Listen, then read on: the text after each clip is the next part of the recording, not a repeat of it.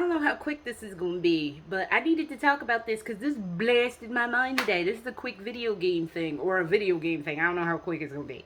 So, I was literally 44 when I discovered that Silent Hill 2 technically took place when I was fucking 15. Silent Hill 2 was supposed to have taken place in the year 1993. I did not know this. But when I heard that, I was like, okay, that makes sense, because James is kind of driving a crappy blue Chevy Nova.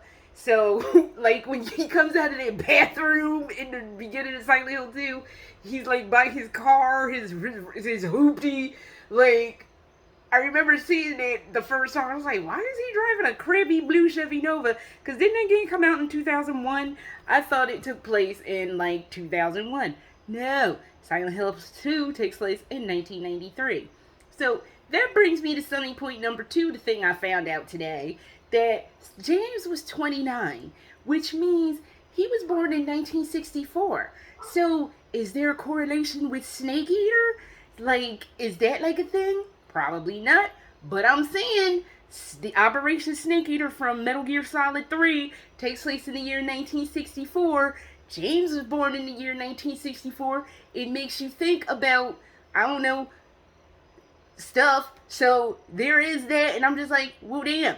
So these are asides that I thought about. So I looked kind of quickly into James Sunderland's life. Something about he was a track star in high school. And I was like, okay. But in this I knew he was a clerk at a small company, an office clerk. And I'm like, okay, so in the year 1992, if this man is an office clerk, like, he definitely, because I've been an office clerk, and that's, you not raking in the big bucks being a damn office clerk. You're making at best, especially at that point in history, you are at best clocking maybe 20,000. I'll be generous and say maybe where they lived, the cost of living was lower. So he was probably making like maybe $23,000 to $25,000 a year. I doubt it, but whatever. But I'm like, if he's like got a job like that, and his wife is sick, and she was like a stay-at-home wife, like, and then she gets sick, you know that man ain't had no good health insurance. He had an HMO, and they were like really bad health insurance plans to have. I know a lot of y'all are young and you don't understand health insurance plans, but HMO, if anybody comes in your face, your employer's like, oh, we have an HMO plan. Just run screaming, because you can get fucked over. And I'm like, that man was probably drowning in medical bills from his wife dying at the hospital. And I know they do make the statement, or Mary makes the statement, they're getting money off of me for being the insurance, or the hospitals collected insurance off her. No, they weren't. No, they weren't. That man's deductible was probably through the damn roof, and he was probably having to pay out of pocket, and that was truly what happened for the In the Water. He got like a medical bill, and was like, oh, I can't take this, I gotta get out of here. So that's probably what happened with the In the Water ending. It wasn't that he felt riddled with guilt and whatever. It was, oh, I gotta pay this medical bill. It's $19,000. That's most of my annual salary. So there's that. So, and then I just started thinking about the other people in Silent Hill, like Angela. Apparently Angela was a waitress. And I'm just like, okay. And then Eddie was like a part-time gas jockey. He wasn't even working full-time. And I'm like, my theory about Silent Hill lately has been desperate people making bad, jacked up choices, right?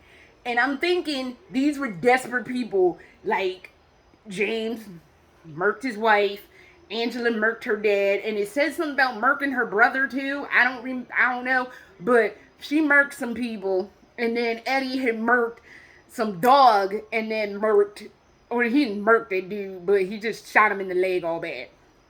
So I was like, my theory has been desperate people making bad choices, right?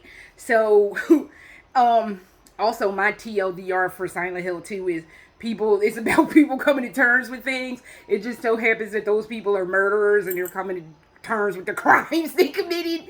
But I'm like, these are also people that were not only in desperate situations making awful choices, they were on the fringes of society. They weren't like rolling around naked in 20s.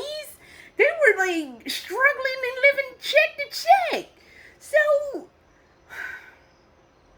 just desperate people making bad choices. So yeah, it really made me think. I want to do later on a little bit of a deeper dive, because I know on r/Silent Hill, people have been asking the question, is James a bad person? And I really want to dive deep into that. That'll have to be at a later date. But right now, I just had to talk about this because I could not believe that took place when I was 15. I thought it happened at that point in time that was 2001. I mean, I was kind of wondering why the man had a hoopty, but you know what I'm saying. But that's all I have, and I will see y'all at another point. Alright? Later.